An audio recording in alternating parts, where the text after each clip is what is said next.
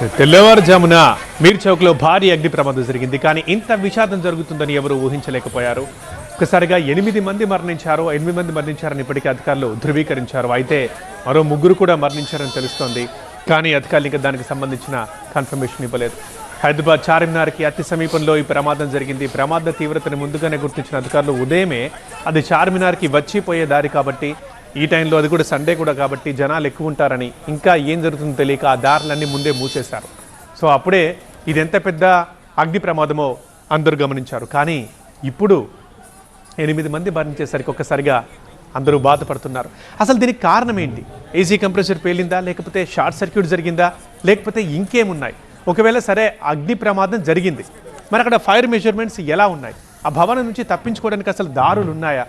దారి ఉన్నా తప్పించుకోలేకపోయారా? అసలు ఏం జరిగింది? ఇంతమంది మరణానికి గల కారణం ఏంటి? ఏమైనా ఒక్కసారిగా Welcome to Saptagiri NPS University. Admissions open for BE, BCA, MBA and MCA for the academic year 2025-26. Enroll now. ఇది చూస్తున్న వారందరికీ ఒక విషాదాన్ని నింపిన వార్త. సండే పొద్దున ఒక సాడ్ న్యూస్. అండ్ మృతుల వివరాలు కూడా మనం చూస్తున్నాం బ్రేకింగ్ న్యూస్లో. ఇప్పుడు గుర్తిస్తున్నారు. హర్షాలి గుప్తా 7 ఏళ్ళు, శీతల్ జైన్ 37 ఏళ్ళు, చిన్నారులు ఉన్నారు, వృద్ధులు ఉన్నారు, యువకులు ఉన్నారు. మనం ఇప్పుడు ప్రత్యక్ష ప్రసారంలో చూస్తున్నాం ఘటనా స్థలం దగ్గర నుంచి. అది గుల్జార్ హౌస్ దగ్గర ఫస్ట్ ఫ్లోర్, మొదటి అంతస్తు.